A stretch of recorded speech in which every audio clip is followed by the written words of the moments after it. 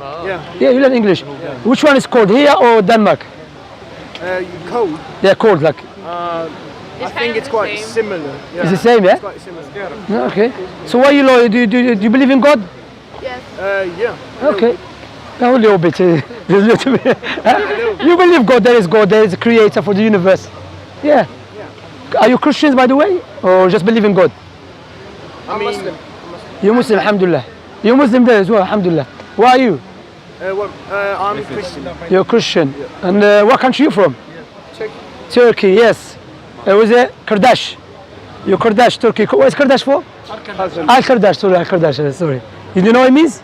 You got his surprise, bro. Where are you from? Turkey. This is Turkey, mashallah. What I was going to say, so there's many of you here, but what do you know about Islam? Other than this, that we go kill innocent people, which is not true. No. Almost nothing. Okay, we as Muslims, we believe in God, okay? And sorry for taking your time. Thank you for giving me your time. No, we're supposed to stay here, so it's fine. Okay, thank you for it. So, alhamdulillah. So I'm going to speak longer then. So we as Muslims, we believe in God. Okay, we believe there is a creator for this tremendous, beautiful universe. And we believe based upon the creator's mercy and justice and wisdom, he chose people amongst us to teach us our purpose of life. Because the logic dictates no one knows our purpose except the one who made us. For example, phone again. If I make a phone and no one made a phone before me, no one will come to know why I made a phone except me, because I'm the first person to make a phone. Likewise, if we establish as a creator, which there's not any doubt, this tremendous universe indicate must be creator. Okay? So therefore logic dictates we should go back to him and he will tell us our purpose of life. That's why the creator chose prophets and messengers. The likes of Moses, Jesus, Abraham. Are you familiar with these names? Yeah. Jacob, Isaiah, and the last of them is Prophet Muhammad. And we in God, because God is the most wise, and we can see clearly the manifestation of the effects of the wisdom of the creator. For example, we have a teeth in our mouth. Why? Before we eat, we have to chew food. So if we just evolution, how come all of us we have teeth in our mouth? One of us has to have a teeth in his head or teeth in your feet. Likewise, we have a nose next to our mouth. Why? Before you eat, you smell food. Imagine your nose was here and your mouth is here. You start working out, you know, like a gym. But look, you have eyebrows above your eyes. Why? Because the sweat contains the salt. If it keeps going to your eye, it will damage it. You have a joint in your elbows. Why? In order for us to give and take and to eat. So that indicates, that's why in the Quran Allah said, within yourselves there is a science for the existence of the creator. So we should be grateful to him. So when the creator chose prophets and messengers, based upon his wisdom, he gave them something that differentiates them from the rest of the people. Because some people will claim to be a prophet of God, but they are liars. You with me? Okay? They are liars. So how do you know true prophet and a false prophet? True prophets, let me ask you this question before I carry on, because I want to make sure you with me. Who knows the future in detail? Allah. Except God, yeah. Logically speaking, God. Like if I make a phone, no one knows about the phone in detail except me. You understand? So no one knows about this creation except God. You understand? So now the prophets, they prophesize about the future. I will give you some prophecies and I want to reflect upon it, which Prophet Muhammad said. Prophet Muhammad, who lived 1,400 years ago in the middle of desert in Mecca, he said there will come a time when you see the barefoot Arab man competing in building tall buildings. What you have to understand, when the Prophet Muhammad mentioned that, alayhi salatu wasalam, the Arabs were not known to build tall buildings. They also were known during those days, the Persians, the Romans, the Egyptians, the Greeks. Let me ask you this question. Where is the tallest building in the world? Dubai. Dubai 50 years ago was a pure desert, let alone 1,400 years ago. So how a man that lived 1,400 years ago knew about something precisely, specifically, detailed? Another one, Prophet Muhammad said there will come a time when the Arabs stop using the camels as a riding beast and they will use something as a box. Listen to this carefully. Something as a box that will carry them from their houses to the mosque with their wives. The question you ask yourself, we know the camels to the Arab man It's like his wife, you know, like family. That's what they use all the time. But we know now, if you go to the Arab world, what they use? Cars. And the Prophet Muhammad, what he said? Like a box. So how he knew that? For example as well, let me give you this example. Do you know the Quran? The book, the holy book of the Muslims. The holy book of the Muslims, Allah mentioned in the Quran 1,400 years ago that this book, Allah revealed it in the way will be easy for the people to memorize it. This question I will ask you, is there any book that you know, the size of the holy book for the Muslims, it has been memorized by 100 million of people? Do you know any book like that? Word for word, letter for letter? No, except the Quran. Imagine, even Denmark, you have Muslims there.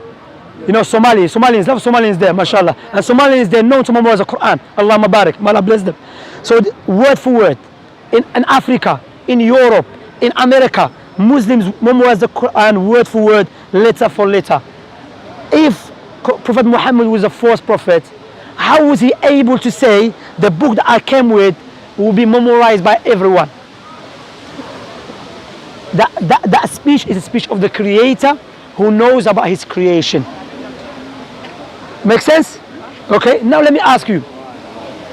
Imagine I give you £2 million as a gift. What would you say to me at least? Thank you. £2 million is a big money. You go to Denmark, you live a nice life. Nice house, nice car, nice wife, okay? Or nice husband, okay? There's a woman here as well, okay? Now I will give you £2 million on a condition, give me your 2 eyes. Would you do that? No, go. Why? Because your eyes are more valuable than £2 million. So why don't we be grateful to the one who gave us eyes for free? See, that's what Allah said in the Quran. If you try to count Allah's blessings upon you, you will never be able to do so. If someone come with a gun try to kill us, we will do anything to save our life because our life is so dear to us. So why we are not grateful to God? And all of us here, we should be grateful to God, correct? But the second question comes in, if you want to buy a gift for your mother, would you buy a gift that you love or your mother love? Your mother love. If you want to buy a gift for your mother, you have to ask her what she loves, correct? Likewise, if you want to be grateful and worship the Creator, you should worship Him the way He loves, not the way we love. Why? Because the way we love is subjective. The way He loves is objective. That's what Islam is based upon. When a person, because Islam, not like Christianity, Islam came for everyone. Prophet Muhammad was the last prophet who came for everyone. There were Muslims from even the time of Prophet Muhammad, there were Muslims from the Romans and the Byzantine. Islam means that I testify that no one worthy of worship except God alone, Allah. And Muhammad is the messenger. What you have to understand, how old are you by the way? All of you 15, 16, unless, okay? Oh, you have to understand this life is very short. Regardless how old you are, one day you have to live this life. And we're going to die. And you'll be inside the grave by yourself. All of you friends here, they're not going to come with you inside the grave. All of us, I'm going to be inside the grave by myself. So we have to prepare ourselves for that day. That's why in Islam we believe Allah will not punish anyone until the proof has become clear to them. Allah said in the Quran, there is no one more unjust than the one who is reminded with Allah's signs and he turns away from it. Saying, you know, I don't care, I'm busy with life, I'm busy with PlayStation, I'm busy with internet. But you know, one day you have to live this life.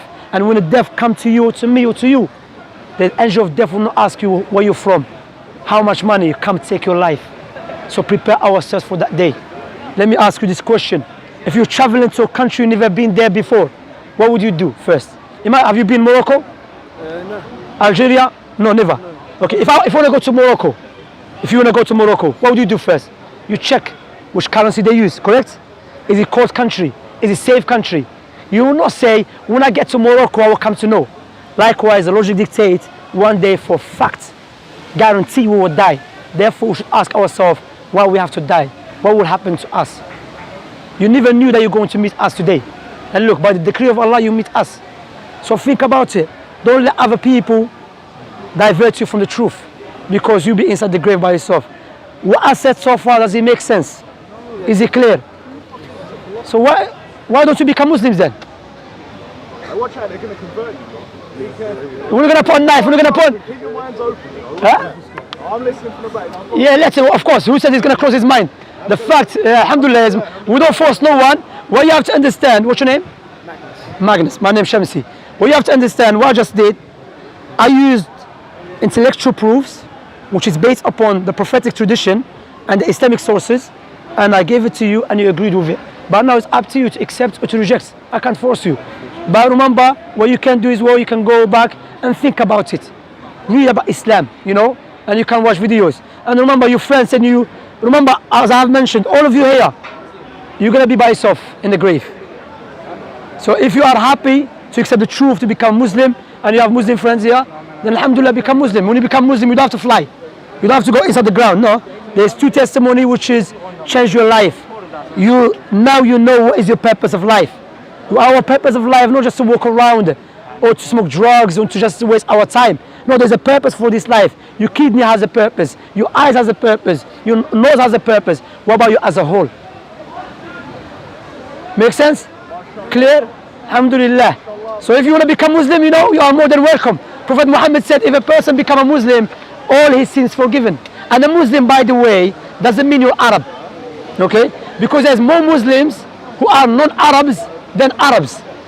Muslim mean to submit yourself to God. Because I believe if I was alive at the time of Jesus, the only way to get to God by following Jesus' teaching. Because Jesus was the way to God. Before Jesus was Moses. Now the last prophet is Muhammad, who I just showed you with the clear proofs that this man must be a prophet of God. The fact that prophesies about many things, and the book he came with, which is a guidance for mankind. Do you have any questions? You can feel free. No. You sure? Nice speaking to you. It was nice speaking to you as well. Okay, do you have any leaflet that we can give them, we share with them? I can. Anyway, you can check our channel. By the way, this will be like in DUS Dawah channel.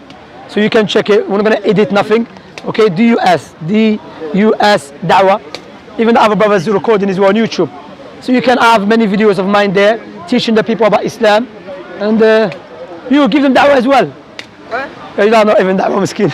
You have to learn about Islam. Do you know about Islam? Yeah. So teach them. Shy. What's your name? Serka, mashallah, mashallah. So when you're not going back? Sorry. When you're not going back to Denmark? Yeah. When? Oh, when? On Tuesday. 1st of October. The 1st of October, yeah? Okay, good. So, it's very nice talking to you. You too. And thank you for giving me your time. And as I've mentioned, hopefully we'll see you soon. Maybe we'll see you another time. Maybe I'm going to come to Denmark. You never know. Maybe I'll come. Huh? Inshallah, we'll go there. All right? But if anyone wants to accept Islam, you're more than welcome. If it makes sense. You want to become Muslim? I think I'm not I'm not like religion. Yeah, but if it makes sense to you, you should accept it. It makes sense, and I understand that you are. Sorry, I'm bad at English. No problem. I understand you, but I think that people should do what makes them happy.